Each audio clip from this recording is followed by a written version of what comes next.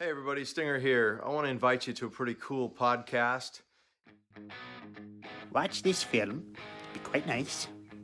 Have a good time. Be very evil. And you'll have that Danhausen. Hey, this is Big Sexy Kevin Nash. Yes, it is I, Big E, but more importantly, it is you. And you might remember me from such YouTube greats as Being the Elite and Chris Daniels Almost Dies. And if you're looking for the very best wrestling content, you better come to Good Mic Work Commentaries. And I'm just going to tell you now, as a role model, you got to tune into this because if you also want to be a role model, you got to learn from the best. We have a rapport, and we have been so close over so many years. This is not a cameo or a paid endorsement in any regard. This is a message of friendship. Man, we met 20 years ago, 21 years ago now. Time is flying, isn't it? I want to wish you all the best in your YouTube channel, and hopefully I can maybe make a special guest appearance on there sometime. And I used to say, hey, Greg Morgan, and he used to say, please call me Greg, and I wouldn't do it. Good mic work. Commentaries. Awesome YouTube channel. Now, if you've seen these videos before, you know what I'm talking about. We would do verbal chain wrestling. You know, we'd be off in the yard, the schoolyard at recess. And he's also a 40-year-old wrestling fan. That's a long damn time. And we'd just be staring at each other, and he'd say, hammerlock. And I'd say, all right, I've reversed the hammerlock into a hammerlock of my own, then I put you in a headlock. And, you know, that would go on for hours. He's not going to fill your head with bullshit. He's going to tell you real deal, what's up, and that's that. Raw, SmackDown, NXT. This guy covers it all, my friends. I want you to go to his page, Good Mic Work on YouTube. Check out Good Mic Work Commentaries on YouTube. But we would have fun. We would run around. There would be a wooden hoop we would hit with a stick, and it would go down a hill. I'm about to go and watch a few videos myself. It's a very practical apparatus. We're really lacking in the world right now with some people that have a freaking brain cells. And now look at him. He has more YouTube views and subscribers than I do, and I'm fine with it because I played such an integral role in his upbringing. Don't you dare be sour. We always talked about wrestling. He was a big Lou Thez guy, and of course I had an affectation for the Hackenschmidts. Clap for Good Mic Work Commentaries. This is RJ City, a wrestling rock on tour. And feel the power. Listen to the podcast. Subscribe. You are watching Good Mic Work Commentaries. Good Mic Work Commentaries. Good Mic Work Commentaries. Good Mic Work Commentaries. Just want to encourage all you guys to check out Good Mic Work Commentaries. And if you don't, we're going to have a problem. Do it! Do it. Do it now! Thanks a lot for the encomium and the nice words about my father's Hall of Fame induction. Hope our paths cross again sometime down the road. Would love to shake your hand again, and good luck on this podcast. And you don't just watch it one time. You can rewatch every single one of them. And now, Good Mic Work Commentaries and Greg Morgan presents the Winged Eagle Podcast.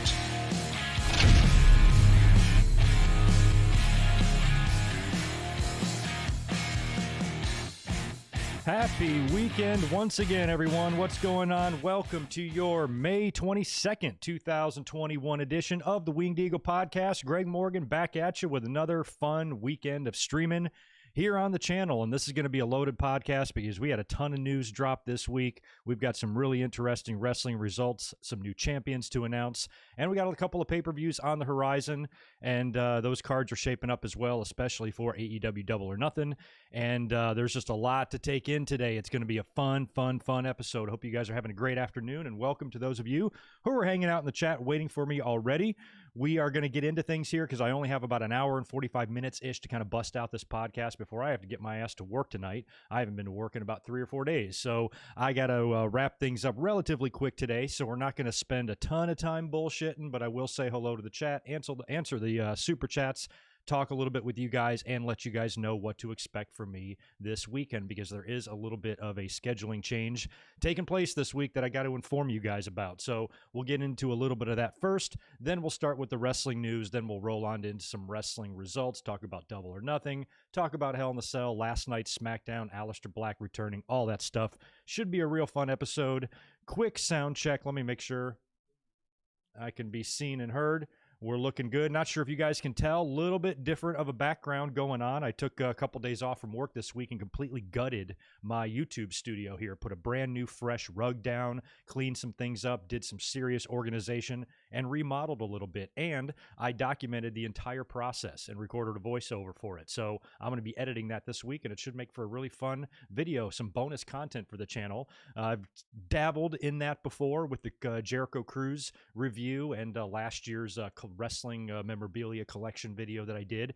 This one's going to be much more polished, much better. Think you guys are going to like it. Don't have a date on it yet, but it should be within a week. I think that will be up. Tomorrow, we are going to be doing a watch-along on Sunday, like we've been doing on non-pay-per-view Sundays, and I'm trying to let you guys decide which pay-per-view we're going to do. It's down to 2, and they were both highly recommended classic pay-per-views that we talked about in the last couple of podcasts, so I narrowed it down to those 2 and put a poll up on YouTube right now. It's on my channel. You can vote on it. What we're going to do tomorrow is do a watch-along of WCW Bash at the Beach 1996, the formation of the NWO, or Hell in the Cell 2009, which had 3 pretty monstrous Hell in the Cell matches on that card, and it was highly recommended by somebody last week. I thought it was a good idea, especially maybe doing a pay-per-view that's a little bit more recent instead of sticking to ones from the 90s and everything like we've been doing.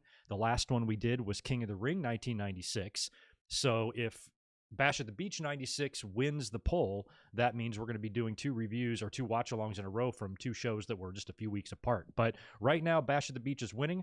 I should have put a link there. I did not. My bad. But you can go over to the channel in the community tab, vote on that poll right now. And as of right now, it's looking like it's going to be Bash at the Beach. So that'll be tomorrow, and we'll be up here at 8 p.m. on the East Coast, 5 p.m. here on the West Coast to do the watch-along. And I also have a little bit of sad news to report. I will not be here for a Raw review on Monday. I actually have some plans that day that are going to stretch into the late afternoon. Raw for me begins at 5 o'clock. And it's just going to be a little too sketchy to try to get home, watch the show, get up here and do a review. So as of right now, the plan is to not do it. There is a small 5% chance that if everything works out properly on Monday, I'll come up here and do a review. But I don't think it's going to happen. So right now, plan on me taking off the first Monday, and I don't know how long. I don't know when the last time I missed a Monday Night Raw review.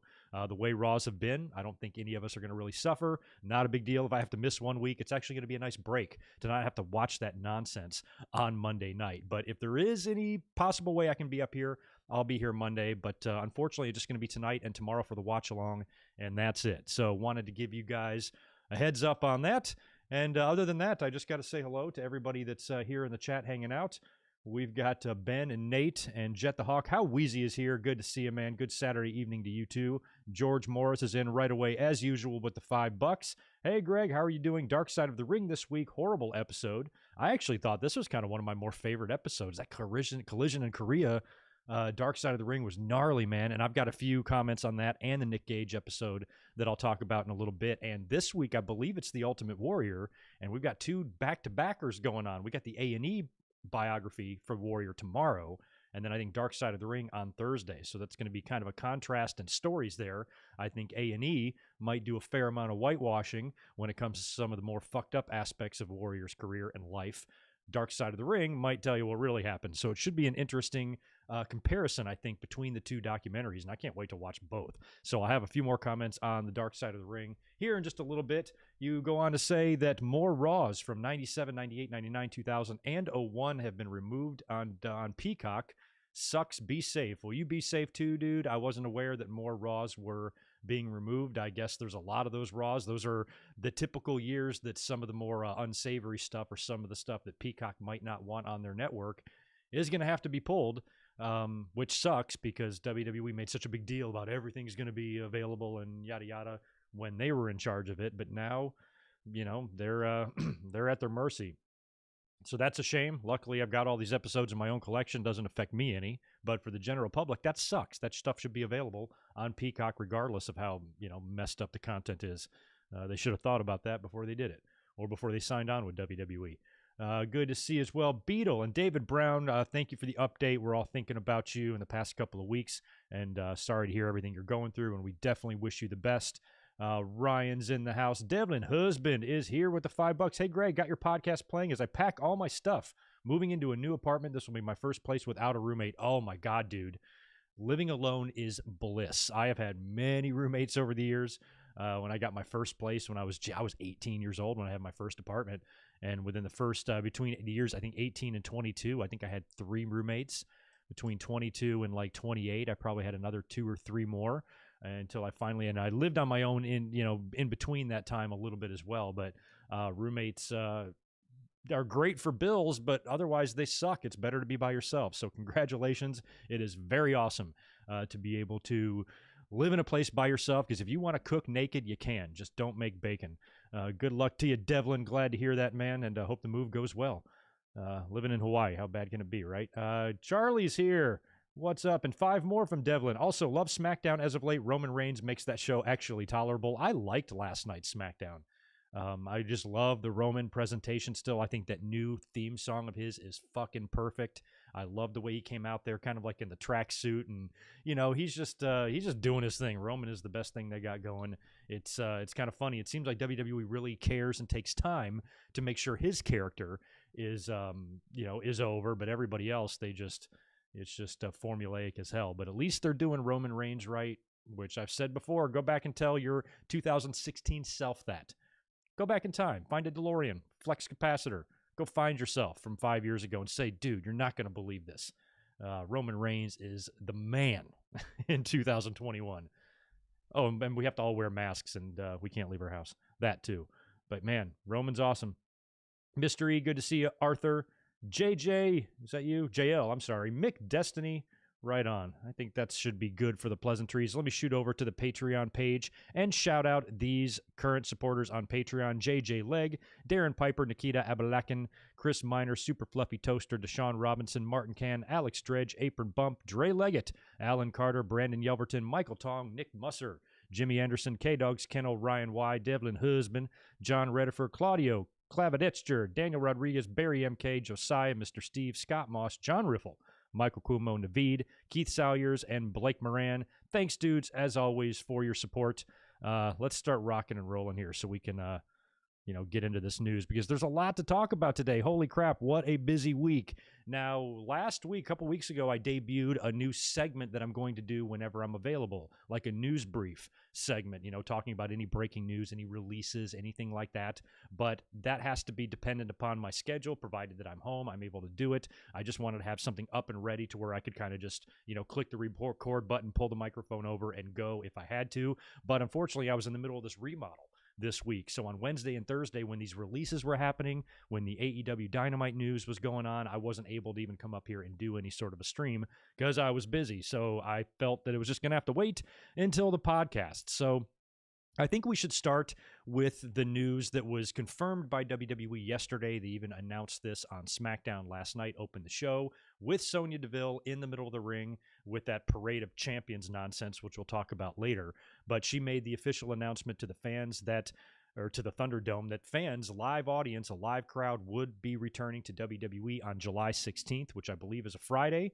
And it will be a SmackDown, and Money in the Bank will also have live fans on July 18th. Now, I believe on July 16th, that is the end from what we can understand. That is the end of the Thunderdome. I don't know if they're going to keep it, on standby in case we need it again. I would hope that the wrestling fans can collectively go full Office Space printer on the Thunderdome, take it out into a field and beat the fuck out of it. Because I don't know about you guys, but I am really, really ready for a live audience to return. I am tired of that thing. I am tired of that piped-in noise. I'm tired of those digitized faces. I hate the whole damn setup. I thought it was great and helpful when they built it, but now it's like, I want life back. You can slowly start feeling us kind of inching back into normalcy here, and it feels good, and I'm really excited to get the fans back, and I just can't wait to be done with this damn Thunderdome. But we've got a little bit of Thunderdome left. We got Hell in the Cell. We got a few more Raws and SmackDowns before we get to July, But that's really, really good news. And apparently they will be balls to the wall after that. And I think full blown on tour again.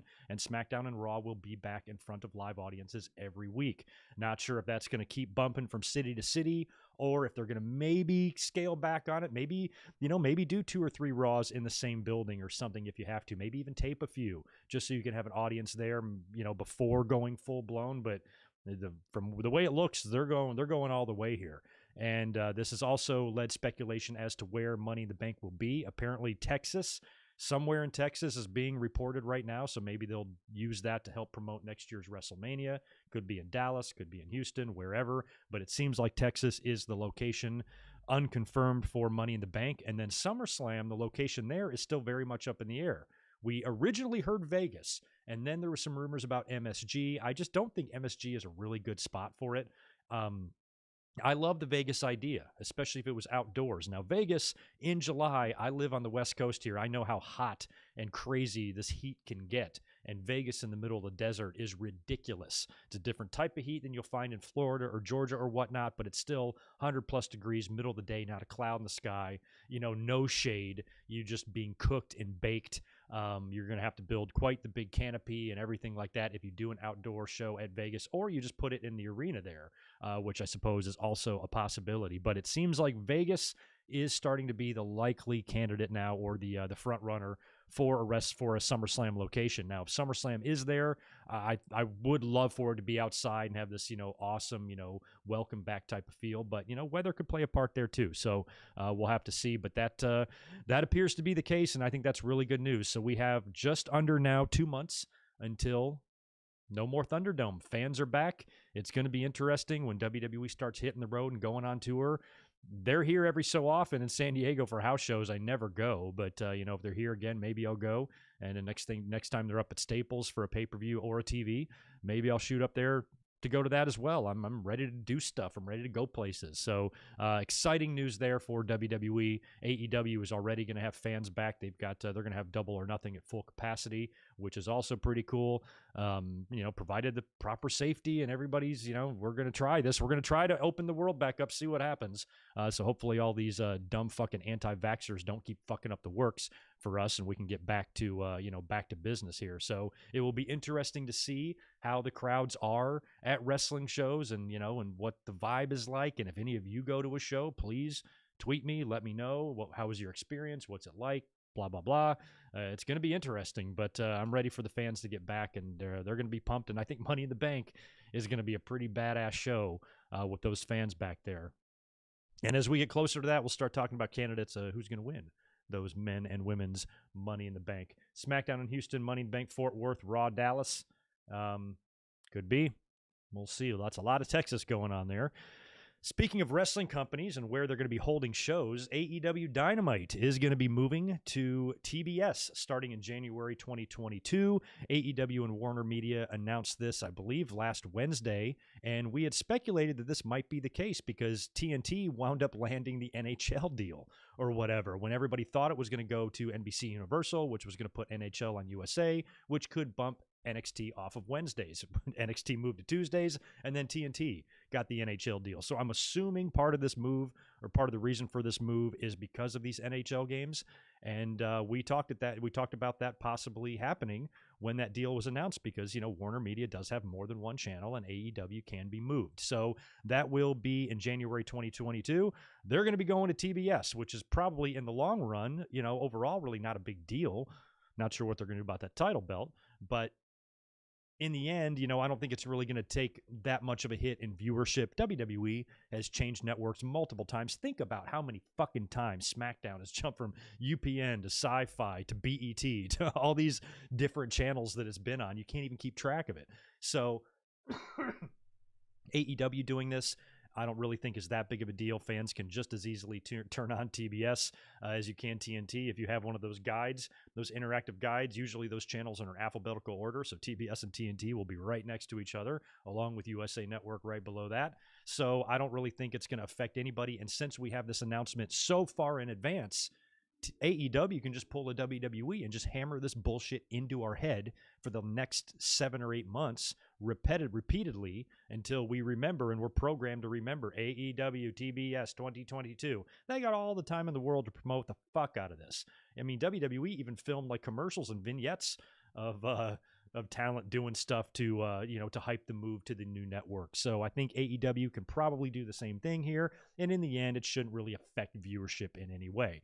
But we'll talk about what they can what they can do about the championship in a minute. But along with that announcement of the move to TBS, they also announced that they are going to finally debut that 1-hour show that's been in the works and been rumored for quite a while. That's going to debut on Friday, August 13th at 10 p.m. on TNT. So this will be their 1-hour weekly show on Fridays, 10 o'clock TNT. But apparently this show will also shift to TBS in 2022 as well. So Dynamite will continue on TNT through the end of the year. Rampage will be on TNT as well from August until the end of the year, and then both will shift to TBS. That's my understanding. Another thing that was announced in this is that TNT will produce 4 annual specials per year, which to me just sends off Clash of Champions red flags all over the place. This is pretty cool. So maybe like how they did Blood and Guts a couple weeks ago, you're going to have little special events, pay-per-view quality events sprinkled throughout the year, maybe not necessarily on Wednesdays for Dynamite, but on a different night of the week like they used to run for the Clash of Champions. So that's all pretty exciting. I think the move to TBS is, not a huge deal there. That means Dynamite is going to continue on Wednesdays in their time slot. Just switching networks. You're now going to add a second weekly show for 1 hour on Friday to go along with the 2 YouTube shows they have. And they're starting to kind of come together. I don't watch much of Dark and Elevation, but I like the purposes of it. It allows talent to get reps. It allows them to build those win-loss records. And I know a lot of fans were kind of critical of the win-loss stuff when AEW first started. Oh, how is this going to work? How are you really going to do it? But I think they're doing it pretty well under the circumstances. They're organizing it, and guys are getting title shots based off this. And Dark and Elevation and this Rampage show, I'm sure, will be used to kind of pad and build up these records. Plus, it's can serve as tryouts for some independent talent, and wrestlers like that to come in, see what they got. Maybe they can get a contract, and AEW is slowly starting to grow. So I think all of this is really good news when you look at it. The one hilarious part about this, though, is what I mentioned when they first created this other title. As soon as there was rumors of the other belt being created, what did we talk about? We said, great, this should be a television title. That's what they should bring back. There's so many elements of the NWA and WCW in AEW as it is, and they're back on TNT. And you got Shivani and Jim Ross there, and Arn is there, and Tully, and so many, pieces from the past. You should totally make a television title because that's something WWE has never had, and that would be a lot of fun. So they did create that title, but they called it the TNT title. And the day of its creation, on this very podcast, I said, what's going to happen if they switch networks? What's going to happen if they do away with Warner Media entirely and they jump to NBC Universal, or they jump to CBS, or they jump somewhere else? What are you going to have? The CBS title? The MTV title? I didn't like that they named it after the network. I mean, TNT and Dynamite kind of go together, so I can understand that, but really it's the TNT title, and I was like, that's going to be trouble. That's going to be trouble. And here we are, just 2 years into the run, and they're going to be switching over networks. So what do you do now? You could call it the Warner Media title, but that's horrible. You can't call it the TBS title. Very funny. Isn't that their slogan? That wouldn't look right, the TBS title. So what are you going to call it? I think it's in AEW's best interest, and I'm sure many fans have said this. I'm not the only one, and I hope AEW is listening. Just make it the TV title. Just make it the TV fucking title. I know NWA Power has got the old kind of TV title design. It would be cool if they could redesign the TNT title again, keep it in the same way it is on Miro, but maybe just change some things up about it and, make it a little bit resemble possibly the WCW one that's hanging on the wall behind me. Maybe something that looks more like that. I don't know. But if you keep switching networks, you're going to find yourself in trouble here if you name the damn title after the network. So just make it the TV title, AEW. I'm begging you. This is an easy way to fix it. The fans would appreciate it. And for you not to do it and to call it something else is going to be really, really head-scratching. Because I don't think there's a fan out there that would disagree with with turning it into the TV title, But we'll see. We'll see what they do. I'm sure you guys agree with that sentiment, though. Before we get into the big releases, let me just cruise over here, see what's going on. I want to just knock out another super chat or two before we start getting into all of the releases, the Velveteen Dream and the Drake Works stuff, and Jessamine Duke, Alexander Wolfe, Vanessa Bourne, all that stuff. Big news this week with WWE releases. Who did I leave off with? I want to knock out Mr. Anything for Selena's. Thanks for the $5. I appreciate it. Even though I haven't been watching WWE for the better part of a year, I'm still hoping I can score front row seats to SmackDown. I do love going live. Live can be fun, and front row seats can be fun. I've had those a few times, and I don't know if you guys have ever sat front row, but it's pretty fucking awesome. So it's quite the experience, especially if you can do it for a TV or pay-per-view. It's even better. But even live events is pretty cool being right up there. Nikita, welcome back, man. Appreciate the $5. I thought TNT Championship for the show called Dynamite is appropriate regardless of the channel. Always hear of the ACDC song. Yeah, ACDC song. Yeah, that's why the TNT was okay, because of the Dynamite name. It kind of did all fit. But I did have a big problem with it, naming it after the network. So I suppose they could keep it the TNT title, but then you've got a TNT title on TBS. Not that the fans can't keep track of that shit or anything. It's just, I don't know, it doesn't match or fit very well. So that's one thing they could do here that I didn't even think about, is they could just do nothing and just keep calling it the TNT title. But I think that would be weird if they're on TBS. So rebrand it the TV title and just make us all happy. Please, AEW, I'd appreciate it. I'm loving that belt on Miro, by the way, so far. He's going to be a fun champion. And he's got Lance Archer in front of him at Double or Nothing, which should be an interesting match, because so far since Miro has been there, I feel like he's worked with all little guys, He worked with Cassidy. He's been beating up Cassidy, and then Darby, and he beat the hell out of Sabian. Did a little bit with the Best Friends, too, and stuff, but he hasn't fought like a big guy yet. So this is going to feel more like a WWE-style match, actually, with Miro and Lance Archer. But I want Miro to keep the title for a while. I really like him. Hopefully, as much. I like Lance Archer, too, but Miro's hard to beat. He's the best. Mick Destiny, appreciate the 2 from you. Jinder Mahal going to win Money in the Bank. Oh, wow. Love from, is that France? Money in the Bank. Jinder. Dude, we can't have that. We had the worst Money in the Bank last year. We got to have somebody fun, somebody better. I want a Kevin Owens. I want a Sami Zayn. I want a Big E. I want somebody that can just be a goddamn trip to have that briefcase. That's what I want. Jinder Mahal will make me a very, very sad person if he holds that briefcase. That would suck. I'm going to say no on Jinder. Vote no on him. All right, let's talk about these WWE releases. Big releases took place a couple of days ago in WWE, another spring cleaning, so to speak, with them cleaning out a few more pieces of talent here, and some of these are interesting. The biggest one kind of came at the end. We had some other names first, and then we had the Mac Daddy. Velveteen Dream has been officially released from WWE. He is free to work anywhere he wants after his 30-day no-compete clause ends. And this ends quite the run for him. He, of course, had those accusations that came about last year. He hasn't wrestled at all this year. He hasn't wrestled since 2020. I remember when he made an appearance and worked a match. I can't remember if it was on a takeover or what it was, but it was just kind of a minor mid-card match. I think he lost. I don't remember. That's the last time I remember seeing him on TV. He's been very controversial since, a lot of those wrestlers were outed, and he was one of them. He's had a couple of different instances of this with some pretty serious accusations. Now, he was never charged with anything. I think WWE even claimed they launched an investigation and turned up nothing or whatever. But, and I know, he wasn't convicted or anything like that, but some of this stuff is pretty obvious, and it's not like this guy is going everywhere he can trying to profess his innocence or anything like that. He clearly has done some wrong things here, and last year there was those stories involving grooming young boys. He sent a nude to an underage girl. He was sending voicemails and things like that as well, and this all sure as hell looked and sounded like him. So unless there's another identical fucking twin of Velveteen Dream walking around out there, it's really hard to kind of dispute any of this. When people would when fans would say, oh, this guy shouldn't work there, and then you have somebody going, proof? ? I'm like, he's the proof. Just listen to his voice. It's him. See the pictures, see the messages. It's not hard, to figure this out or whatever. So I think WWE was hoping that some of the stuff would be swept under the rug and maybe it would blow over and they could bring him back, but nothing really ever did.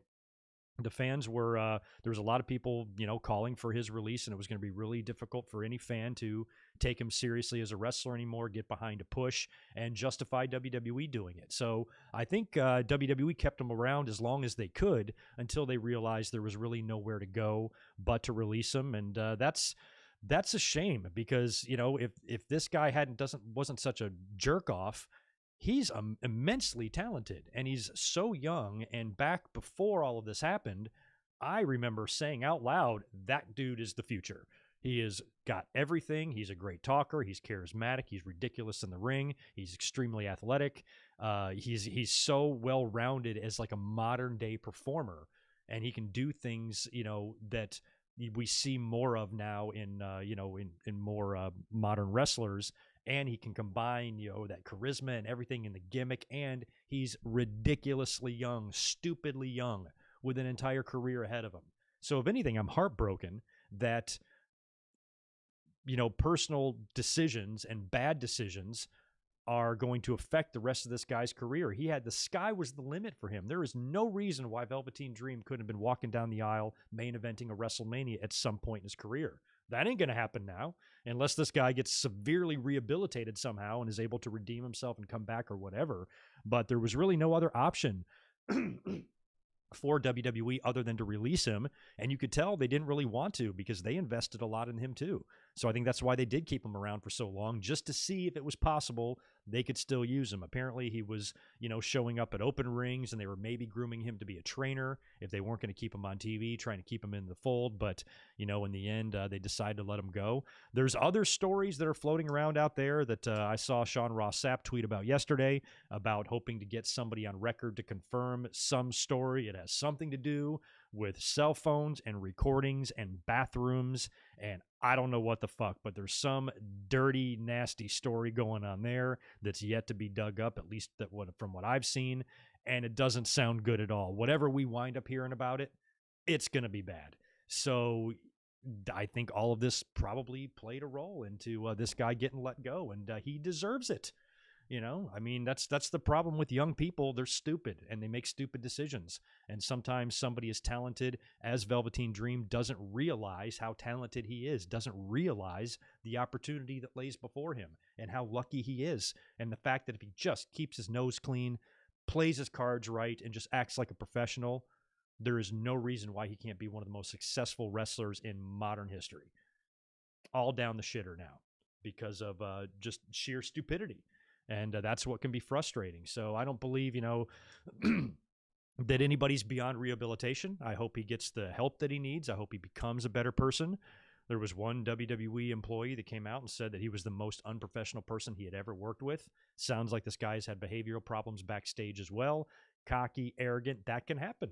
That can happen when you're young with a lot of potential and you're getting over and you're seeing a little bit of money and you're getting famous. And your brain hasn't developed into an adult yet.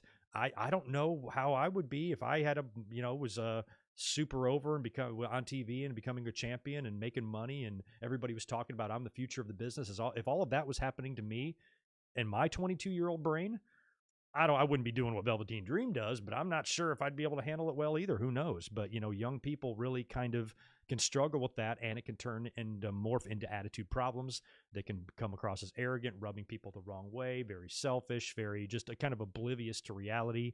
And that's the type of attitude and persona apparently he had backstage and rubbed a lot of people the wrong way. So sounds like this is the best thing for him, and hopefully he can just kind of get his shit together and just be a better person. Don't be a douche. Don't be a creepy, pedophile fucking predator and all these clear problems that he has. Get them worked out, and maybe you can salvage some of your life and career. But the sky was the limit for him, and it's just a shame. It's just a shame that he did that to himself, and everything that he got, he deserved. Self-inflicted.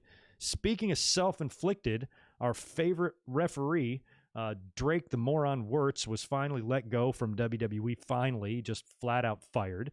And he was one of the ones, along with Alexander Wolfe, Vanessa Bourne, Jessamine Duke, and a few others. Now, Jessamine has been there for a long time. Every time she's been on TV with Marina Shafir, I just feel like they weren't ready. Like they've been there so long and it just doesn't seem like they're developing very well. So she's got a good fighting background. I thought she would be great there, especially if they formed like a faction with Ronda Rousey or whatever. But that all kind of disintegrated a little bit, and now she's gone from the company. Hopefully she can find work elsewhere, and we wish her the best. I mean, she's had a lot of training there. She's been there for a few years in NXT, so she was never, I guess, good enough for them to really put on TV in any sort of active feud or program long term. You know, she was just out there every now and then, occasional match, occasional run-in, whatever. But a lot of years have gone by, and it just doesn't feel like she progressed any. So they've cut her. And Alexander Wolfe, we saw him just this past Wednesday lose a match and then get beat down and apparently kicked out of Imperium. And then just the very next day, he is released. So I guess that's why that happened. And, of course, our friend Drake Wuertz was also let go. This, was very happy news to many fans, as this guy has been outed as being a complete batshit crazy nut job, and he's a complete asshole, and he's one of these anti-maskers, and he's the conspiracy theorist, and he's just blurting out all these lies about how Joe Biden wants to cut your kids' dicks off and shit, and, there's just this nonsense. And apparently he was really, really despised backstage, which you can imagine. I don't know why anybody didn't stand up to this fucker.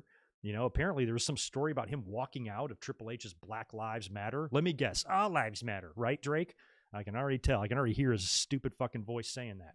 So, completely incapable of understanding the point, completely incapable of understanding what the fuck's going on, living in an alternate reality, and spouting out lies and conspiracy theories, and, calling into commissioners' meetings wearing an NXT shirt, talking about, child trafficking and shit. He's just completely fucking out of his mind.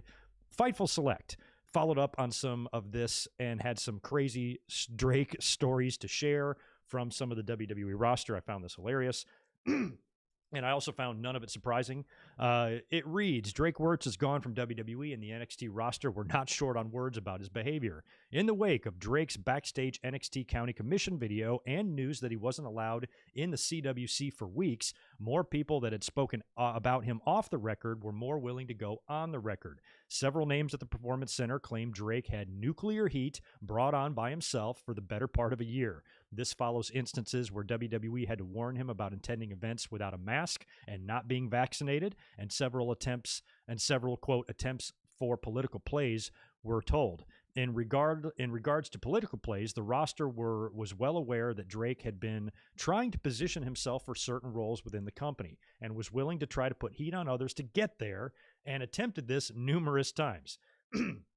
There were a couple of instances where we're told that minorities within NXT took exception to the way things were worded by Wuertz. Oh, I can imagine. You know who thinks this country isn't racist? Racists. One situation we've heard of involved Ezra Judge almost feeling the need to get physical with Drake. I don't even know who he is. There were numerous times when talent, specifically people of color, went to NXT higher-ups about situations like this. I don't know what the hell took him so long to get rid of this guy. Goes on to say, last year's NXT In Your House gained Drake Wuertz significant heat after the show as story of his behavior circulated.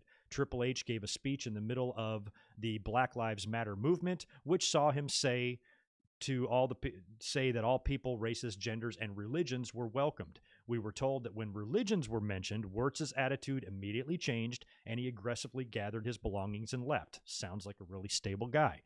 In the months following, no fewer than 10 wrestlers have told Fightful that they didn't feel comfortable or safe around Wuertz. He was also known to have loudly criticized wrestlers for getting vaccinations or even simple flu shots. What, because there's magnets in our vaccinations? Why isn't anybody knocking him the fuck out? Let me tell you something, you little short fucker. There are far worse chemicals and far more worse dangerous shit going into your skin from the fucking tanning beds you're sitting in for 12 hours a day than any vaccination out there.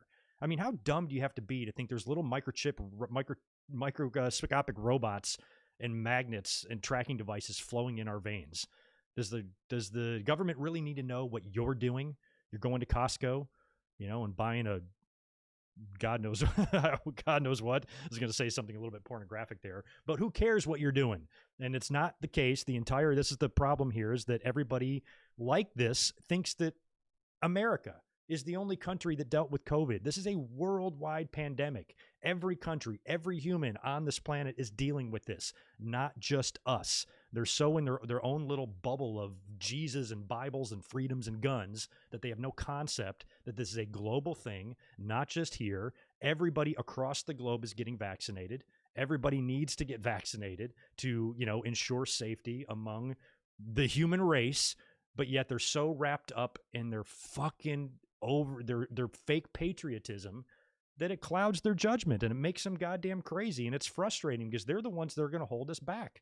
These are the people that hold us back. These are the people that make this country look so fucking stupid, which is why I openly say that all the time. I say America is stupid because I love America, and America needs tough love. We're stupid. And it's people like this that are the front runners here that are really going to hold us back as a species and never really fully be able to evolve and get over the hump when you have idiots like this just dragging you down. So I am glad this guy is gone. I'm glad he's not there anymore. I don't know what took him so long, especially when he's rubbing so many people the wrong way. When they've had to warn him several times about controversial shit, they could have they're well within their rights to fire him. I don't know why they were worried.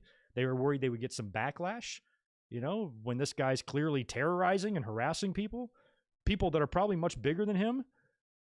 I don't even know what I'd do if somebody gave me shit, and called me stupid in my face for getting a vaccine. I might be the last person they'd be calling stupid, that's for sure. So I don't know why anybody didn't stand up to him before this and why, it took WWE so long after multiple complaints from talent to finally just let him go. When that video, surfaced a few weeks ago, that should have been it. Get the fuck out of here, you crazy bastard. You did this on company grounds. You were on the clock wearing your NXT shirt while you're calling in, to a statewide commissioners meeting, spouting out nonsense. That to me, I would have been like, you're done. Your shit will be out by the back door. Don't come back. So anyway, he's gone. I hate him. And I just don't ever want to see his name or his tanned dumb face again. Moving on. Will Osprey unfortunately got injured and has to vacate his newly won IWGP Heavyweight title, which sucks. I like Will Osprey. I'm starting to lose interest a little bit in New Japan. I am still a subscriber to New Japan World, but they've been undergoing some turmoil. Even when Will Osprey won the title, and there was kind of an angle there that was a little bit unsavory. Lots of backstage, changes that have led to morale issues and controversies and things like that. And you can kind of feel that they're a little bit in a decline and everything. So I'm kind of keeping New Japan World up for, the G1s and the Wrestle Kingdoms and things like that. But I have kind of thought about maybe getting rid of it because I'm not following too much of what's going on there right now. But Will was injured in a match with Shingo Takagi, hurt his neck, and that's not good. Apparently he's head home now to undergo some treatment, some therapy, maybe even some surgery, not sure. But either way, he's unable to defend the title. He did finish the match. I think it was like a 30-minute match, 40-minute match, something ridiculous, and was able to finish, but suffered an injury there. So we'll see what they do. I haven't seen, I wrote this news down a day ago, so I haven't seen if there's any new news about how they're going to crown the new champion. But we'll keep our eye on that and wish Will Osprey the best. That's a shame. I wanted to mention as well the Dark Side of the Ring episodes because I finally watched the Nick Gage episode. That took me a while. I just saw that a few days ago. And I watched Collision in Korea as well, and that was really crazy. I did not realize how crazy that one was going to be. I was interested in it because I remember it. But man, I don't know if you guys saw the Collision in Korea Dark Side of the Ring, but check it out. It's pretty gnarly, and it's got a lot of crazy stories there. Now, WCW did the right thing with the guys they brought over there, and it was really cool to see Antonio Inoki on there as well. The fact that they were able to nail him down for this, because he was the one that kind of organized and orchestrated this involving Muhammad Ali and wanting Hulk Hogan there. Hogan, made the right call to say, I don't want anything to do with that. So Ric Flair was kind of their second choice to have a match with Antonio Inoki. But the stars that WCW brought along with them were all studs. They were like the Steiners. It was Road Warrior Hawk, Too Cold Scorpio, Scott Norton, and Benoit, Chris Benoit. So it was like, it was a lot of guys that could probably take care of themselves, but, they really kind of highlighted how fucked up it is over there. And it was just bizarre to see some of that footage and them like worshiping that big orange statue. Kind of reminds me of a certain place that I lived in for the past 4 years, and watching all of these just mindless, just robots just walking through the streets. And it was just crazy that they were put into that situation and they were forced to go to, you know, some tomb and lay flowers down, and their phones were tapped. And of course, the boys weren't behaving themselves either, because Scorpio and Hawk were getting into it. Scott Norton was yelling at his wife and threw his phone across the room. It's like they weren't even trying to lay low here. They were just being typical wrestlers in the 90s, all fucking wired up and, you know, probably on a lot of drugs and shit. And it was just kind of like just really, really wild. And they were so horribly mistreated there. They weren't trusted, and they felt like they were hostages. Like even tapping the phones and everything was just like really crazy, and put into interrogation rooms, and Inoki had to come get Scott Norton out, and all these just crazy stories. It sounds like a horribly scary situation to be in, the way they flew there and just the way everything was. And the story of Ric Flair kissing the ground when they got back to Japan was pretty hilarious. But some of the little internal stories that was going on there was really interesting. I never knew about the Too Cold Scorpio and Hawk fight. I never knew that. I've never heard this discussed in shoot interviews or anything. So I had no idea that there was actually a pretty big confrontation there between the two. Now, Too Cold Scorpio was interviewed for this thing. So was Scott Norton. And I think they were the only two wrestlers from WCW that were there interviewed for this, not the Steiners. Then, of course, Chris Benoit's passed away, and Flair wasn't on this either, which is kind of interesting that he wasn't.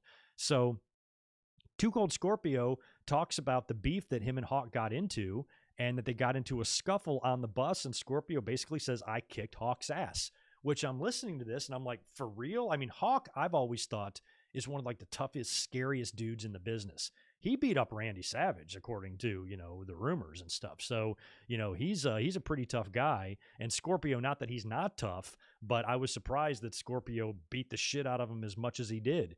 Scott Norton didn't really dispute it. I mean, why would Scorpio lie about that when there was a lot of witnesses? Many of those witnesses are all still alive and can probably corroborate the story. And Norton said something like, you know, Scorpio can say whatever he wants, but, you know, Mike had some sort of health issue, was on some sort of medication, and it was messing him up. And Scott Norton insisted that if it was regular full strength Mike, he would have wiped the floor with Too Cold Scorpio. So it sounds like Scorpio did get the better of Hawk in that exchange, and even went on to sharpen up a chopstick to turn into a shank to try to stab him.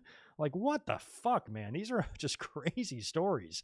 So the fact that Scorpio was going to stab him, but then they kind of hashed it all out. Apparently after the fight, after the fist fight, they hashed it out in the elevator, according to Scorpio. So this whole episode was just crazy. And I was a little bit surprised that I had never heard about the Too Cold Scorpio and Hawk fight, because I love wrestling fights like the Jacques Rougeau and Dynamite Kid is one of the craziest, you know, Bret Hart and Shawn with the hair pulling fight. But some of the more brutal ones was, you know, what Jacques did to Dynamite Kid. I love the urban legend of Dick Slater beating up Sting and giving him a swirly. And I think the most graphic and the most violent pro wrestling backstage fight that I'm aware of has to go hands down to it was Danny Spivey and Adrian Adonis. And this is a story that has to be heard to be believed. If you go, you can probably find plenty of shoot interviews where wrestlers of the 80s who were in the locker room when this happened. And I remember the version that I heard, corroborated for many wrestlers, is, you know, Adrian was kind of a bully back in the day, and he had like an amateur wrestling background, and a lot of people were kind of scared of him. But Dan Spivey's a big motherfucker. You know, for those of you who don't know who Dan Spivey is, he's about, you know, 6'8", 6'9", or something like that. Maybe an inch shorter than that. He used to be Waylon Mercy in WWE, but also was there wrestling in WWE with Mike Rotundo, and he had several different stints in WWE, in WCW, where he wrestled with Mark Calloway with Undertaker over there, and he did a lot of stuff. He's a well-traveled veteran, and he's tough as shit. And Adrian Adonis and him got in some sort of an argument in the locker room. Adrian went to, I guess, double leg dive him, and Danny popped him and hit him so hard, they said it sounded like a watermelon exploded. And he hit him like 3 or 4 times in the face, just cracking his face, smashing his face in, blood squirting out over the walls. I mean, every wrestler that tells this story tells it the same way. They said, I've never heard a sound quite like that of a fist hitting a face. Sounded just like a smashing of a melon, and blood literally sprayed all over the locker room. It was like gory and brutal and a straight up attempted murder. And apparently he just fucked him up something good. So there have been some interesting wrestling fight stories, but The Too Cold Scorpion Hawk one was one that I had never heard before and found it quite interesting. Speaking of blood and guts, I also caught the Nick Gage episode. I was only slightly familiar with him. I never really watched much of CZW. I'm just not that type of wrestling fan. I just can't understand light tube wrestling and barbed wire wrestling. I think there are places for that. I was intrigued by the Japanese death matches back in the day, some of the stuff that Cactus Jack and Terry Funk were doing, but then as it morphed into like this backyard wrestling, doing it in the woods in front of 5 people type of shit, where you're really risking your life and serious injury for no money and no reason at all. People have their opinions on this type of wrestling. I'm not going to shit on it because it has birthed a few legends. You know, John Moxley is one of those people. He was heavily involved in this documentary because him and Nick Cage go way back. But, you know, to me, I always just view these type of, you never see anybody that's, you know, that spends 3 hours a day in the gym, you know, and looks like Batista or Anthony Ogogo or, you know, or somebody like that, you know, going in there and having these type of matches. I always felt like this was a substitute for doing the work, for putting the work in, being an athlete, staying healthy, staying in the gym. You could just be completely disgusting, fat, out of shape, gross, hairy, and you can just do this regardless, and you literally don't have to do any work or any preparation at all. All you got to do is go out there and cut yourself with a light tube, and I've never really found the art in it and never really appreciated it. But like I said, it has spawned a few hardcore legends, you know, New Jack, who recently passed away, and some others. This guy, Nick Gage, takes things to a whole different level. He's kind of a scumbag. He got in trouble. You know, the bank robbery shit was pretty fucked up. And then he went to jail for 4 or 5 years there and then went back after parole violations. So he spent so much time in jail. Seems like a good-hearted guy, you know, internally, but you know, he's had so many problems with drugs and alcohol and his girlfriend too. You know, they remind me a lot of Melanie Pillman. Look like somebody's just been doing drugs their entire life. You know, just these northeast gross fat Jersey people that just don't do anything with their lives. So it was kind of awkward to watch it, you know, on one hand, because the story is just it's so trashy. You know, everything is going on is just trashy. And the David Arquette match, you know, how gnarly that was, you know, but they talked a lot about how he does have this special connection with the fans. And there are some people that really appreciate, and I guess I can deep down appreciate, that he destroys his body the way he does. I'm just not sure if it's really all worth it. And a couple of those really close calls he had, like getting that really bad cut, you know, and he had to be rushed to the hospital and the match had to start and he wanted to go out there and wrestle anyway and things like that. It was just a very just uncomfortable kind of episode to watch, and not one of my favorite ones because I'm not really a hardcore wrestling or a violent type of wrestling guy. But, I mean, now that he's out, now that he seemed to be relatively well-spoken and seemed to have his shit together, at least in the documentary, I hope he's rehabilitated. I hope he's off the drugs. I hope he's done with Robin Banks. And, you know, I hope he's at least moving on to a part in his life to where he can, you know, live somewhat normal and happy, because he's had tragedy. What happened to his brother and the suicide? None of this stuff I ever knew. I'd only heard the name Nick Gage. Wasn't really a CZW watcher. Because just not my style, but the story was definitely interesting, and wow, I didn't even think it would be as crazy as it was. Now, like I said, the next one up is The Ultimate Warrior. I believe that's on Thursday, but first we've got the A&E biography tomorrow. So, like I said earlier, it'll be really interesting to see the difference and the contrast between the two, to see you know, how kind one is to him and who's going to be featured. Because I know his wife and his little girls, I believe, are on the A&E doc, and they might be on Dark Side of the Ring as well. So I'm not sure how much of his family is going to be on Dark Side of the Ring. Really don't know, but it's going to be 2 really interesting documentaries to watch, and we'll be sure to discuss them both on next Saturday's podcast. That should do it, I guess, for the news. We'll get into some wrestling results here. I want to talk a little bit about Tuesday and Wednesday night, and I want to talk about last night's SmackDown as well. We should probably start with last night's SmackDown, just to knock a little bit out of that out of the way, because it was an okay show. But before I do, let me just cruise over here to the chat and see what's going on. Yeah, I mean, it does put, Ratnick brings up a good point. The Nick Gage documentary really makes you understand why Moxley was so bummed out about his match with Brock Lesnar at WrestleMania. I remember at WrestleMania 32 when I did my predictions, I predicted Dean Ambrose. I'm like, this is just what he needs. It's like a Falls Count Anywhere, a hardcore match, or do whatever you can do. I even kind of booked the finish. I'm like, all you got to do, you can protect Brock, just pin Brock the way Mankind pinned The Rock in the empty arena match on Halftime Heat. Pinned him with a forklift, just lowered it down to where Rock couldn't even move. Just do that.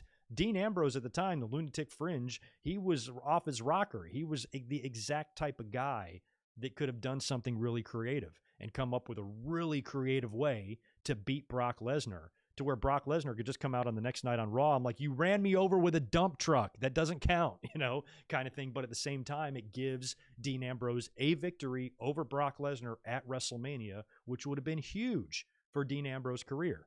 But apparently Brock just didn't want to do much, and they just had a match in the ring with some chairs, and that was it. And it was a huge fucking letdown. And yeah, considering how much crazy shit Moxley got into back in the day, I can totally understand why he was upset. Jimmy Anderson, it's good to see you, man. Appreciate it. Yeah, Scorpio's story seemed a bit stretched, but, I'm actually inclined to believe him because, if it didn't happen that way, Scott Norton would have said it didn't happen that way. He just said Scorpio can say what he wants, but if Mike was full strength, he would have kicked Scorpio's ass. So to me, that's an admittance that it's true, because if it was the other way around and Hawk got the better of Scorpio, don't you think Scott Norton would have said so on that documentary? He would have said, no, Scorpio's full of shit. So yeah, I kind of believe it was probably true, and that's not uncommon. Sometimes you hear stories about people that you wouldn't expect to be tough being tough. You know who else is tough? Ray Rougeau. You just a little guy with a little mustache and everything, and dude could go. And what about the story of Joey Styles knocking out JBL on the flight or whatever? So sometimes you never know who you're going to mess with. And Adrian Adonis found that out in '86 with Danny Spivey as well. So I kind of was inclined to believe him, actually. At first, I thought it was a bit stretched. I'm like, really? Hawk's a badass. But, like I said, I think Scott Norton would have eliminated that rumor if that's the case. Before we get into SmackDown, you guys do me a big favor, because in the last few podcasts, I keep forgetting to ask you this. Please hit the like button. It's very important now, more than ever, with the algorithms, and my likes on my videos just suck. So I would really like to get those up before I have to be one of those people that goes around and buy likes. I see you, and I know what you're doing. But I don't want to do that, and I want to get some likes on this channel because it really, really, really helps. Let's get into last night's SmackDown. We're going to talk about Sonya Deville first, because of course she opened up the show. This was such an awkward segment. I'm like, oh my God, I was already annoyed with SmackDown, even though I try to like SmackDown.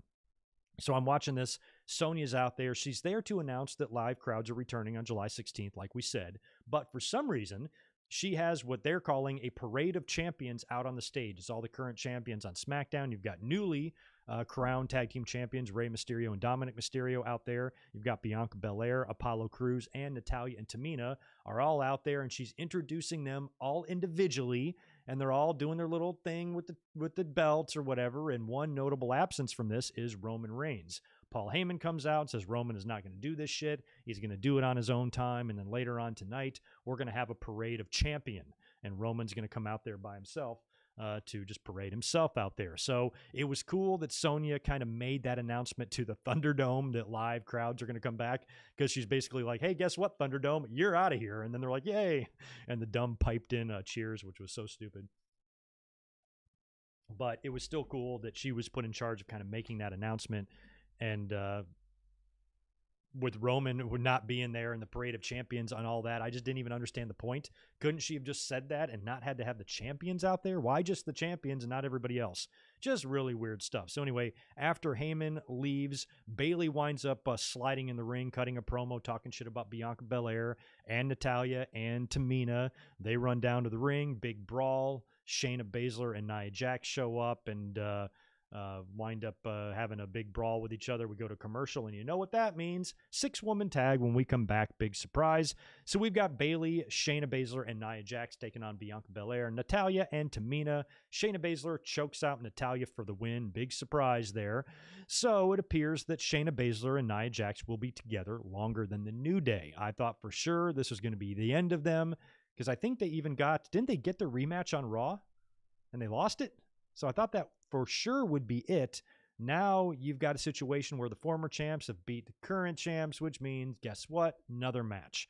So I mean, maybe they do one more where you have more Reginald bullshit, and that's the straw that breaks the camel's back. But I think they should have already had that straw already between these two ladies and move them the fuck on. Somebody asked me on Twitter, well, good mic work. If they do that, what else is Nia Jax going to do? I'm like, wrestle or work with other people. That's what. It seems very easy. So just move them on and have them do other shit. I don't know why they're still together. They're not even a team any of us like. And they had a heck of a run. So if you put the belts back on them now, Jesus, man. So they are really, really taking their time here. That's a good point, Michael. I'm going to pause the SmackDown review here real quick just to answer Michael Kumo's super chat. Thanks for that, dude. Speaking of father and son tag teams, I can see Austin and Billy Gunn winning the tag titles. I could too, although that's a pretty strong tag division right now in AEW. And unlike WWE, they don't have two sets of tag team titles to play with where they can just slap the belts on anybody. I think I'm really looking forward to Mox and Eddie Kingston taking on the Bucks at Double or Nothing. I think Mox and Kingston are going to win the titles. I think they should win the titles. I think they'd be super fun tag team champions. So I don't know where Austin and Billy fit in, but if AEW wanted to counter WWE's father-son team with one of their own, I was putting over how Ray and Dominic are different than any other father-son team because they're the most evenly matched father-son team like in history. Usually the father is so over the hill or the son is so fucking green that they're just mismatched. But with these two, they're actually like a pretty good team that where if they weren't related, it would still be plausible that they could win the tag team titles together. Billy Gunn and Austin could potentially be like that as well because Billy, as we know, has been 32 years old for the last 25 years. So he doesn't age, and him and Austin could maybe make a run. But I think the tag team situation is pretty crowded. You got the Bucks. They had a big successful title defense against Varsity Blondes on Wednesday. Now they're going to face Moxley and Kingston. Even if they survive that, I think they're going to have somebody else in their way, but I think Mox and Kingston could take the belts. I think FTR is eventually going to get them back at some point, so I don't even know where they fit in, but I'd be cool with that happening. I'd be down with it. We'll be talking about AEW more in a minute. Next up after that, we had a Big E promo backstage. Now, the reason I'm bringing this up is because I liked Big E's persona here. Of course, there's going to be a Fatal 4-Way Intercontinental title main event on SmackDown last night, so that was going to be closing the show. Big E's cutting his promo to hype that match up, and he was kind of back to being that charismatic, fun-loving Big E. He can still go out there and mean business, but I much prefer this Big E. A couple times during the Apollo feud, he was getting angry. He was getting really mad, and even though it was nice to see him have dimensions to his character, I didn't feel his anger the same way I feel his charisma. Or the same way I feel his positive energy or whatever. So he was having a good time in this promo. Felt like he was kind of ad-libbing it a little bit. It felt like WWE said, hey, when you cut that promo, be fun-loving Big E. I got this. And he went out there and just did his thing. So he was much more entertaining to me. And this is the character I like. I think they were trying other things with Big E, trying to make him a little bit more, a little bit more serious, a little bit more vicious. And I do think he can do that sometimes. But you don't want to take away the charisma and everything that he has. So I like the vibe and the energy of the Big E promo, and this is the Big E I like to see.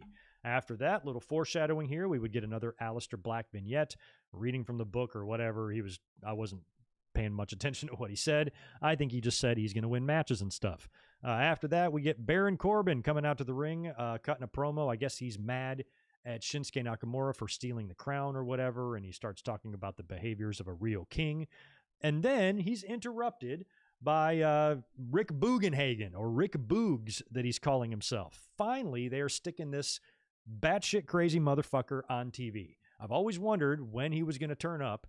He's been involved in NXT for a while, but he hasn't really been on TV. He was one of, the people on the outside of the ring for a long time, wearing the mask, going nuts during the pandemic.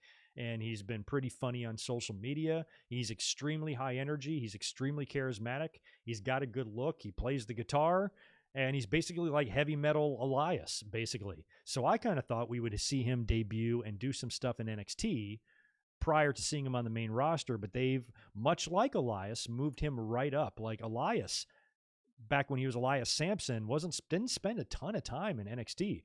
I think they saw there was a character there, saw there was something that might be fun to use on the main roster, and just leapfrogged him. Now they've done the same thing with Rick Boogs, and he announces himself and says his name and spells it out for everybody, and then proceeds, because he's got the electric guitar, proceeds to play Shinsuke Nakamura's theme music, and Shinsuke comes to the ring to have a match with Baron Corbin.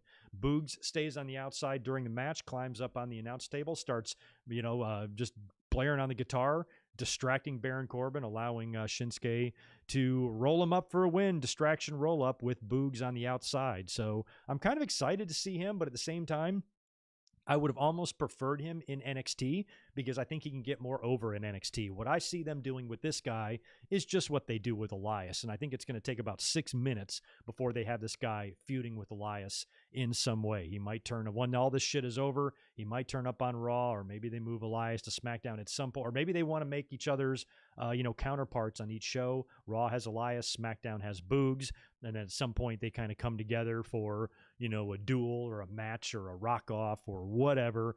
But he's now on SmackDown, and I hope for the best for him. It's a pretty fun pairing right now with Shinsuke Nakamura and everything they're doing, but I worry long-term for him.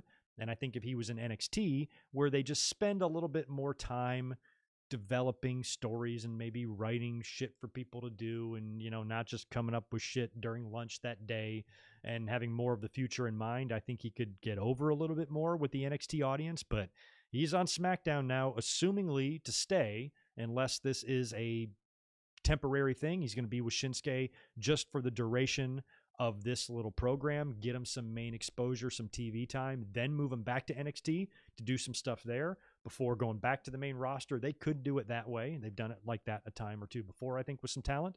So either way, he's on TV now, and I think it's about time, because I've been aware of him, I'd say a minimum of 2 years. I think 2 years ago, right around there, was the first time I saw him. I'm like, oh, he's hilarious. And finally, now they're putting him on TV. So I don't know how he's progressing in the ring, what kind of worker he is, what his background is, don't know.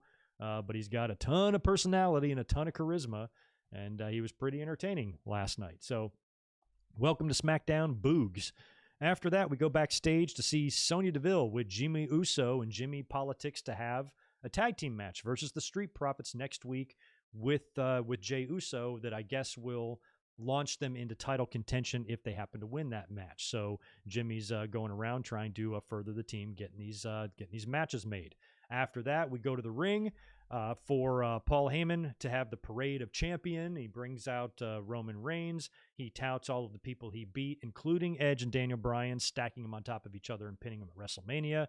Cesaro then comes out. Of course, he had a really great outing at WrestleMania Backlash in a losing effort versus Roman Reigns. You can kind of smell the finish or a blow-off to Cesaro and Seth here on the horizon. And sure enough, as Cesaro is coming out to the ring, Seth Rollins attacks him, beats the hell out of him, and delivers 2 vicious curb stomps to the outside of the ring to Cesaro.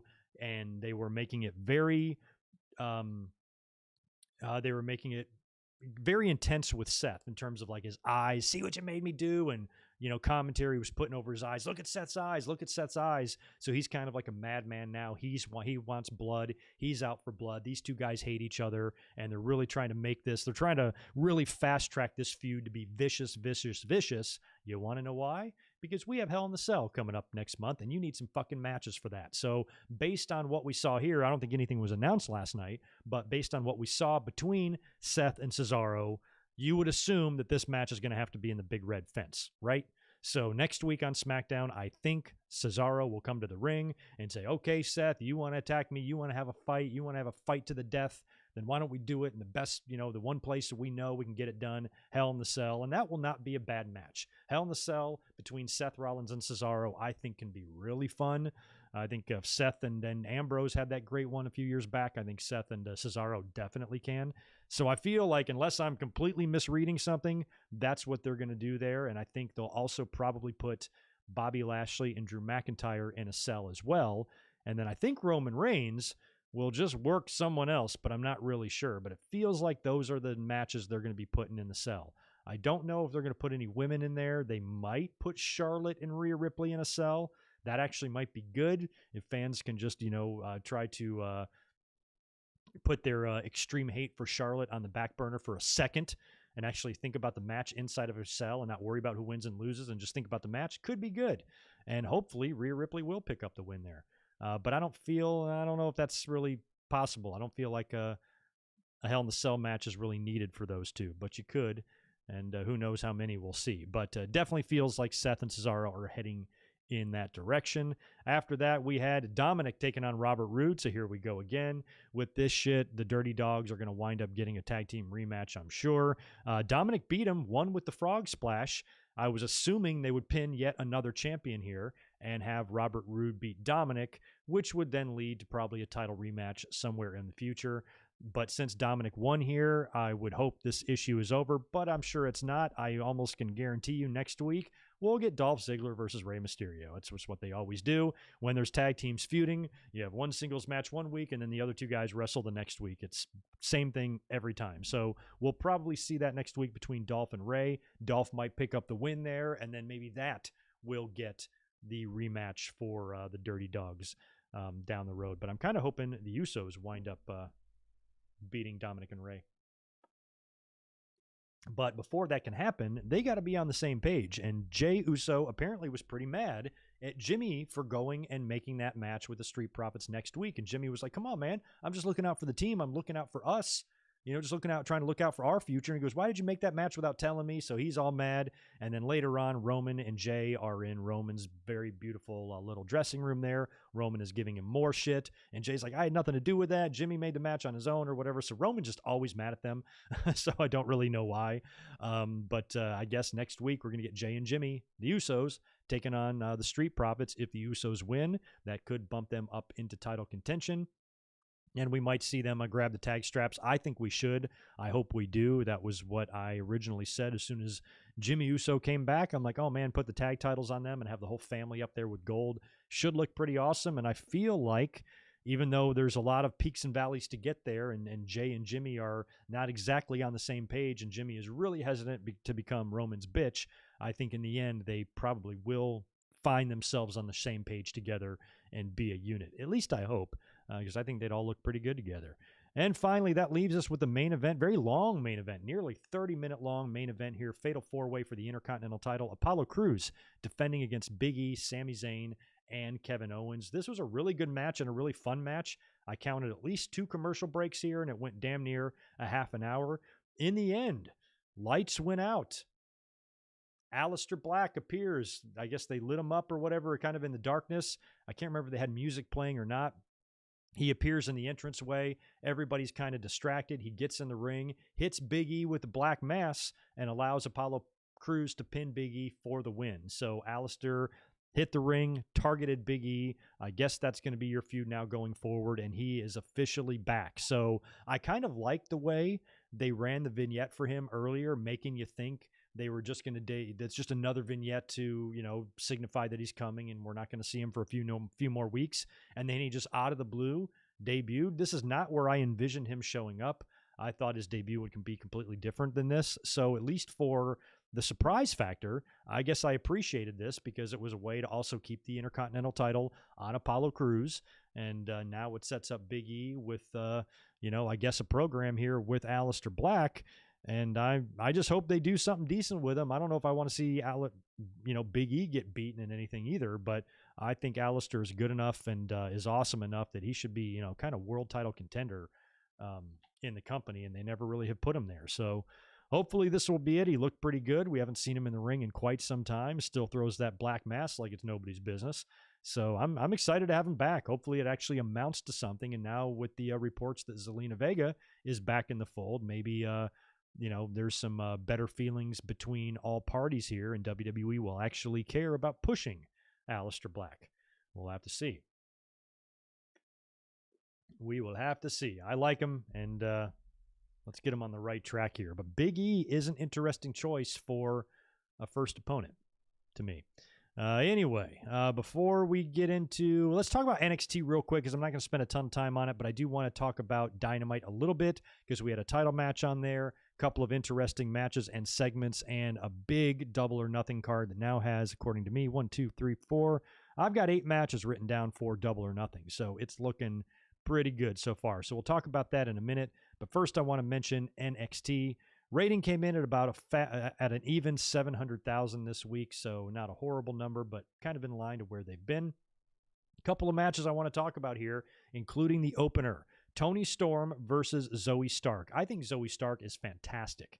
I fucking love her. And she has been super impressive in all the matches. Most of the time it's been in a losing effort. I think I've seen her win one match on TV, but I'm ready for them to do something with her. And I think every week she's been coming through with great match after great match here in the losing effort with Toni Storm. And I don't know what the hell that new finisher of Toni Storm's was, but it was badass and it looked great. It looks like a finisher, much like the Eclipse, that you got to hit perfectly to pull off. But when you do, it's awesome. And it came out of nowhere. I'm like, what the hell is that? Apparently it was like her trainer's move that he made, and then she kind of modified and asked permission if she could use it and all of that. So she went about that the right way, and I guess she's calling it the Ruby Cutter. Pretty damn, I don't even know how you describe it. It's almost like a hip toss into a DDT type of thing. I don't even know how you accurately describe the move that she did. I'll have to see it a few more times before I really get used to it. But it looked great, and Toni Storm picked up a big, big win there against a really impressive Zoe Stark. She is going to be good in NXT. Loving what she's doing so far. Loved the spa day stuff with Indy Hartwell and Candice LeRae. They're getting their massages, and they're on the benches there, and they've got the cucumbers on their eyes and the mask on their face. And then Dexter Lumis, I think, is one of the massage guys standing behind Indy. She doesn't see him, of course. And then her and Candice are having the conversation with the shit over their eyes, and they're making fun of Dexter Lumis, calling him a loser. And so he's never going to amount to anything, and he kind of gets sad and like walks away. They return to the women later on when Candice goes to pay for their spa day, but the credit card was come back declined. And it was funny. And she goes, oh, it's probably, they were both looked at each other. It's Austin. Austin always orders pizzas with the credit card. I just found that line hilarious. The reason the card was declined because Austin was ordering pizzas. How many fucking pizzas is Austin eating? So they assumed it's Austin and his pizzas. But the spa lady is like, no, apparently it was from a florist 3 weeks ago. And you can see Indy in the background kind of blurred out. And she's, oh, light bulb. And she's kind of looking up like, oh, and it kind of dawns on her that seemingly what happened here is back when the flowers were delivered to Shotzi and Ember from Dexter, it was really Candice that sent those flowers to them. So Indy would be pissed at Dexter and, not try to continue the relationship with her. So when Indy realizes this, it was really funny that you'd think that she would be pissed that Candice deceived her, but she immediately grins and lights up and says, he still loves me, and then runs off. So luckily there's still a chance we're going to get the great team of Index, which was apparently copyrighted by WWE. So Index could still be a thing, and Dexter never really did go after Shotzi and Ember. It was all Candice's doing. I really hope this doesn't cause any rift in the way, because I love the way Indy doesn't seem to give a shit. Indy seems to be so happy that Dexter still loves her that she doesn't really care that Candice kind of pulled a fast one there. So we'll see where that goes on TV. But I loved those segments. They were so funny to me. And I get a kick out of Candice LeRae. She's great. We had some hype for Karrion Kross versus Finn Balor 2. That match is next week for the NXT title. Paul Heyman was even involved and had a little bit in that hype package saying Roman Reigns was going to be watching this match. That's interesting. What about a head of the table and Karrion Kross match? Holy shit. Could you imagine those two coming face to face? Who the fuck would back down there? Would Roman be able to talk to Kross the way he talks to Jey Uso? I don't know. And is Kross going to be able to intimidate Roman the way he intimidates other? I don't think so. That would be some interesting stuff, but some people had speculated that the reason that Heyman could have been there mentioning something is due to Finn Balor. Finn Balor has been back in NXT for a while now. He was the NXT champion. This is going to be seemingly his rematch that most of us, I think, expect him to drop. I'm not expecting him to pick up the title here or win the belt back from Karrion Kross. Doesn't feel right. So I think it's just going to be a good main event title match that Karrion Kross is going to win. And then after that, they could send Finn Balor back to the main roster and he could go to SmackDown and potentially feud with Roman Reigns. So when I saw Heyman in there, that's kind of what I thought, that maybe it was more Balor related than Kross. But it made you wonder about, oh man, that face-to-face confrontation would be something else, right? Kross and Roman Reigns. Throw Walter in there too. Oh shit, and Lashley. WWE, say what you want about them. They got some studs in that company right now. Some other interesting parts of the show. Jake Atlas defeated Cameron Grimes. Grimes was doing stuff outside, making Jake Atlas park his car, and Ted DiBiase was there and stole his parking spot and all of that. It still feels like wherever this is going, it might actually lead to Ted DiBiase mentoring or managing Cameron Grimes, which if they do that, I'm cool with it because I like both of them. I mentioned Alexander Wolfe earlier on because he was released from WWE this week, and on Wednesday, we saw him lose a match to Killian Dane and then get kicked out of Imperium. So it felt like that when you look back at Wednesday, I'm like, oh, that release made a lot of sense. So best of luck to Alexander Wolfe. I always liked him. I thought he was a good talent all the way back in the Sanity days that he was in with Killian Dane. It's a shame that it didn't work out for him. We had Legado del Fantasma defeating Tommaso Ciampa and Timothy Thatcher. This match was set up backstage earlier on. The Grizzleds showed up and attacked Ciampa, allowing LDF to get the win there. And they will be facing MSK June 1st in 2 weeks, I guess, on NXT. We had the debut of Hit Row. This is what I want to ask you guys about. What did you think about Hit Row? Everybody that I've seen have been putting it over, think it's really awesome. They feel like the faction is over. I'm not quite sure how I feel about it because I'm just not cool. I'm an old fucking white guy, so I don't know what's cool and the way they're doing the little poses and their languages and all that. I don't quite get it, but I do think all of them have got a lot of personality. And I like that they're kind of establishing Adonis as like this hothead, that's got a temper. And Top Dollar, AJ Francis is great. He's got a great voice. He's got great presence. He's got charisma. He's been hosting that WWE Treasure Show, which he's been doing a great job on. And I'm happy to see him get an opportunity here. And when they debuted, within the Leon Ruff match, and is it Caden Carter that's with him? Who's the girl that's with him? So they got their whole thing here. It's very well shot and put together. Isaiah Swerve Scott has really come into his own lately, just with his personality, and I was loving some of the promos they were doing with him, the vignettes and the way they were shot and the way they were set up and executed and stuff. He's really evolved a lot, in the last few months here. So I'm kind of loving this overall package here. I hope they get over. They look fun, and we'll see where it goes. So far, the feedback I think on them has been positive, but I have seen one or two like negative things. So what do you guys think? Hit Row in NXT. Isaiah Swerve Scott, Adonis, I forget his other name, first or last name, Top Dollar, and I guess, is it Caden Carter? And I don't know what she's going by. I think she's got some sort of a nickname here as well. There was a tag team match, though, with Adonis and Top Dollar defeating Nice and Daivari, some 205 Live guys, and they put them over well here. But, new faction. They do even do like a little pose up on the ramp when they're leaving and stuff. So they've had this whole presentation. It seems like a lot of thought has been put into it, and they're pretty damn funny. And I was trying to think of the movie I just watched. Oh my God. And that's going to drive me crazy.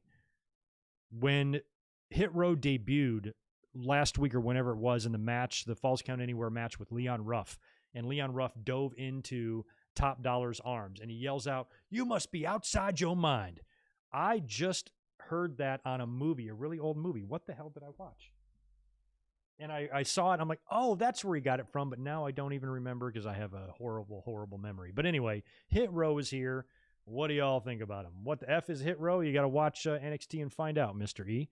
What was up next? I think that just leaves us with the main event, right? Yeah, main event. Johnny Gargano defending the North American title against Bronson Reed. Cage match here. So Bronson has had a couple of opportunities at this.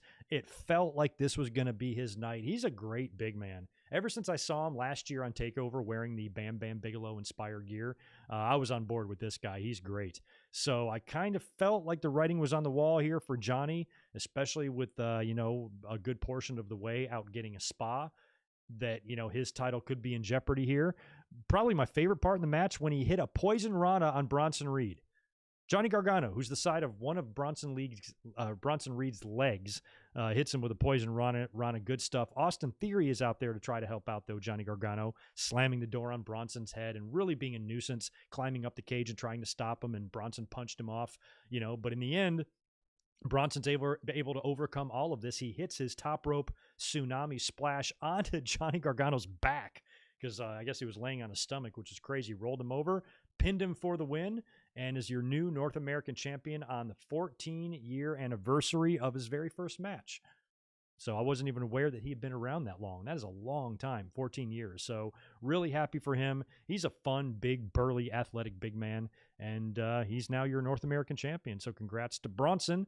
We'll see how long his run lasts and how long it takes WWE to move him to the main roster, but it was a pretty big feel-good story for him. You know, you could see the emotion in him when it was over and all of that, because it's 14 years is a long time to be there without to be in wrestling without having any real success or winning a championship, like on a big level. So big night for him. Glad that NXT gave him that, because seems like a guy that deserves it.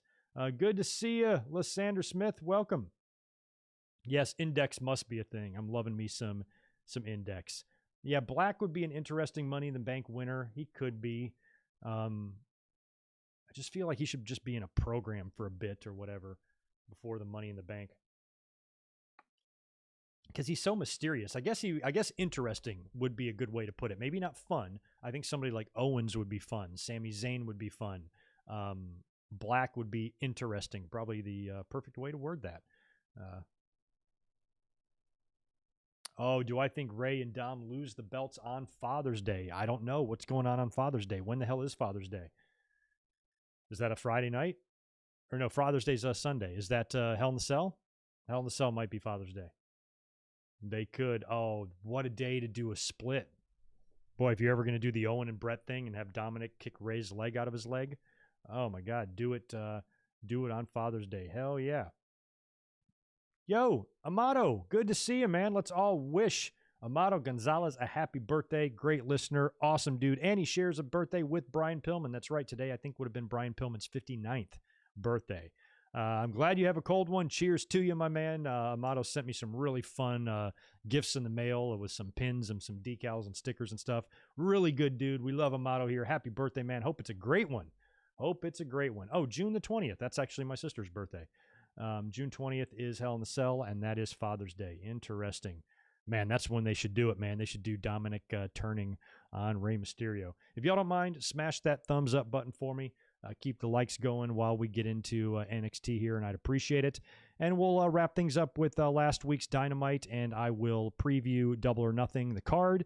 And then I got to get out of here in about 20 minutes, so we should have just enough time to kind of get through the rest of this stuff. Dynamite scored an 821,000 viewer rating this week, so that's a bit down. It makes me happier when they try to stay in that million range or over.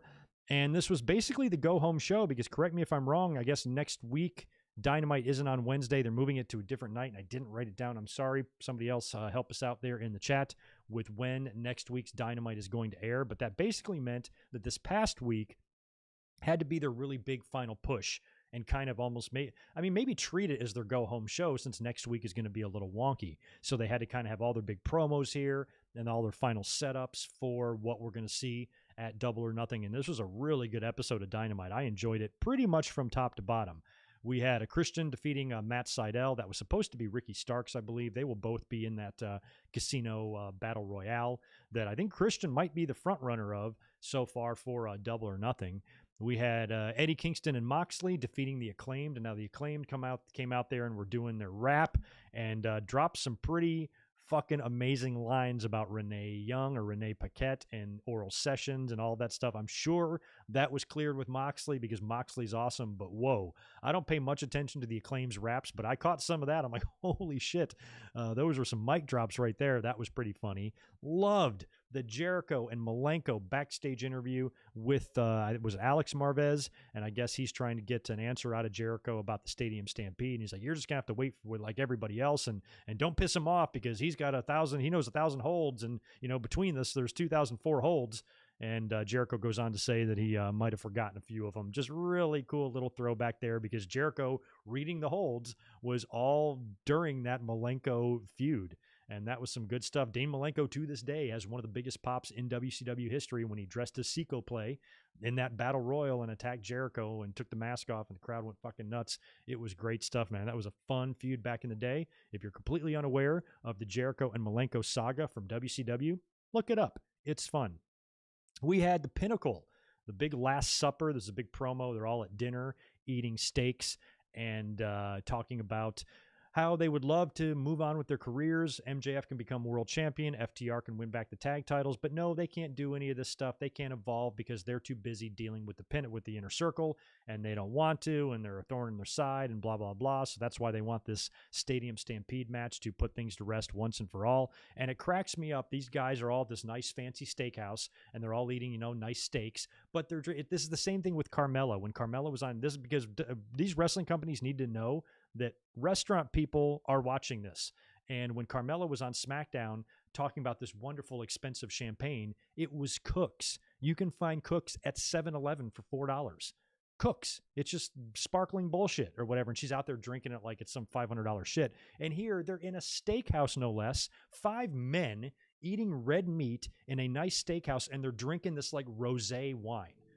And it wasn't even cold. It looked like a white Merlot or a white Pinot or some sort of a rosé. Rosé with steak? Are you fucking kidding me? You need to be drinking a Napa Cab, a big, bold, dark, red Cabernet. That's what you drink with steak. And if you guys are so sophisticated and refined and good quality food and steaks and wine, why the fuck are you drinking that shit? It was probably Gatorade, but it looks so ridiculous in the glass because, if you're at a nice steakhouse, you are not drinking rosé. Even if you're a woman, you're not drinking that, not with steak. So I found that to be funny. Tighten up your shit. If you want to do these pretend champagne toasts and these pretend dinners, at least make the shit authentic there, because I'm watching, and there shouldn't be rosé on that table. It should be Camus or Paul Hobbs or something super Opus One or something super, super nice, an expensive bottle, $500 bottle. That's what you guys should be drinking, not Gatorade, you idiots.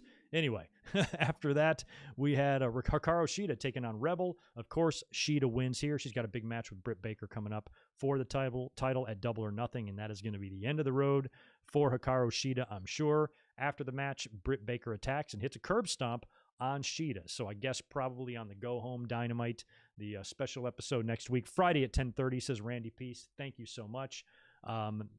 Shida will probably get some sort of an upper hand or beat up Britt Baker, but definitely when this match happens at Double or Nothing, I am going Britt all the way. You can already tell what the title changes are going to be at Double or Nothing. They're going to be Mox and Kingston, and they're going to be Britt Baker.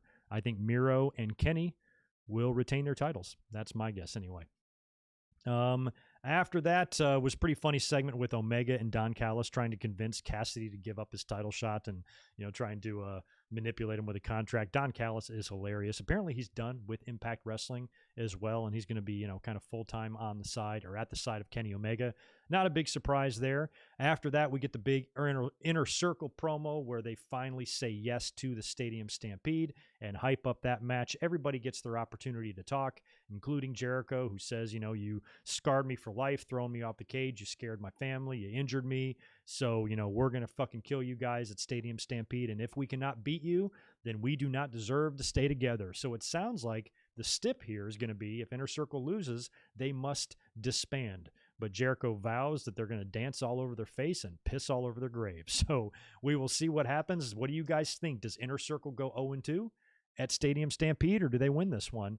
And I kind of feel like the Pinnacle is kind of like the new game in town, so you should keep them rolling. But and I think there's going to be maybe a more violent vibe to this Stampede than the last one, because even though the Elite and the Inner Circle had an intense rivalry, there was still so much goofy shit to it, right?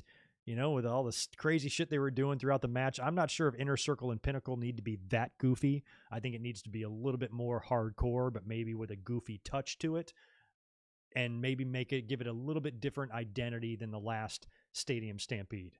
I mean, they're probably still going to wear the football stuff and all that, but I think it needs to try to separate itself from the last one and not try to mimic the last one, and try to, make it its own and maybe give it a different type of personality, so to speak. Make it more violent than the one with the Elite was. But I'm looking forward to that at Double or Nothing. It is going to be interesting, too, to see, that was done last year because there was no crowds. Double or Nothing is going to be full capacity. So we'll see if they spill over from the stadium into the live crowd and do some stuff there. I do think that the Stadium Stampede will look different than the last one. I'm looking forward to it. It's going to be fun. Great to see Serena Deeb back. Really good match on Wednesday with Red Velvet. Their women's division is getting better. It definitely has gotten better. They've come a long way from the days of Riho. That's for sure. It's starting to become an actual division that can be respected, and that's good.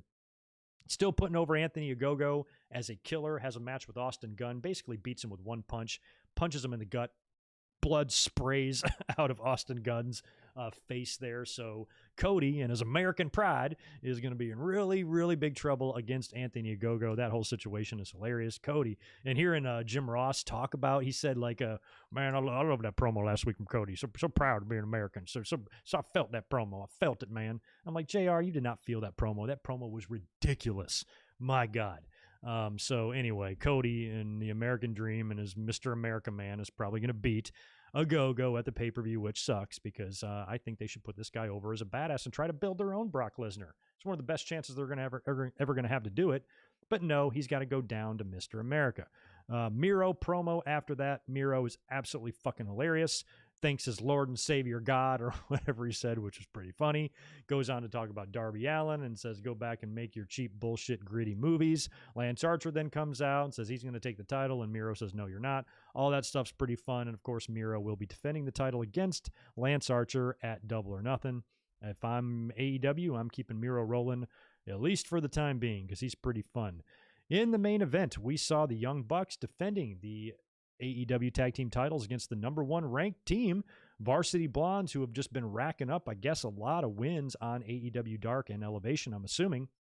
And like I said earlier, I think under the circumstances, AEW has actually done really good with the win-loss stuff. We didn't know how it was going to work because it's really hard to do a win-loss system and base everything on that when wrestling is kind of structured in a different way.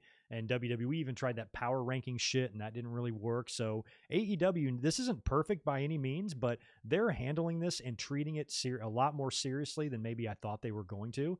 And they've been full in on this, and I'm on board with it. I think it's working out just fine, and it gives good reasons to have, different types of title matches and stuff, instead of just doing the same repetitive rematches over and over and over again on Raw and SmackDown like we see. So the Varsity Blondes have earned themselves this shot. Had a pretty good match here with the Young Bucks. I don't know how far in advance this was planned for Brian Pillman to have this title match so close after his dad's Dark Side of the Ring. So maybe they had this planned a few weeks back or months and say, okay, let's put these guys on a winning streak and give them a title shot right after the Pillman Dark Side of the Ring. It could have very well been done by design like that. And it was a pretty good outing for these guys. And it was a great idea to add little cute Julie Hart to the faction there. She's a perfect addition, plus with the last name Hart. I mean, she's no relation to the Harts, but she's a great little addition there because she was a cheerleader. She came like Alexa Bliss and so many others. She came from the cheerleading realm. And since they're the Varsity Blondes and they got the varsity jackets and shit, that's where I heard it from. The Outside Your Mind thing. I heard it in Remember the Titans. I just saw the movie Remember the Titans for the first time in my life a couple of nights ago. I can't believe I've never seen that movie. It's so good. And Denzel Washington and all that stuff. He was the one that said it. He goes, you must be outside your mind. That's where AJ Francis got it.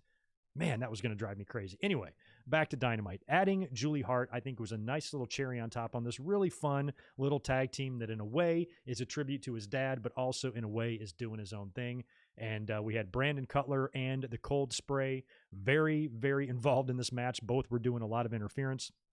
In the end, I think it's Nick sprays the shit in Julie Hart's face, and she goes, and she sells it and falls to the back.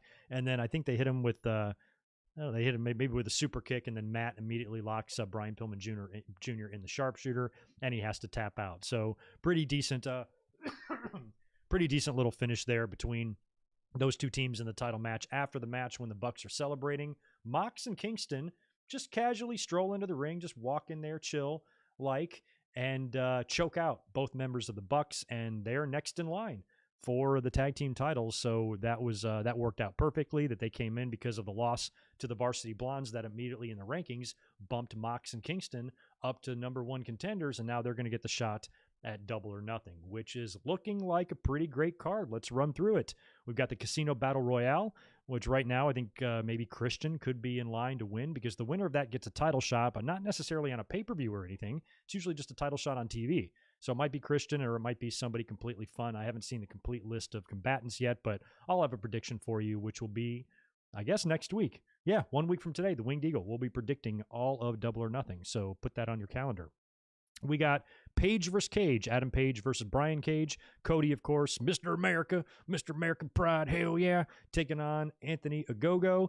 Hikaru Shida defending the AEW title against Britt Baker. The Bucks defending the AEW tag team titles against Eddie Kingston and Jon Moxley. Miro defending the TNT title against Lance Archer.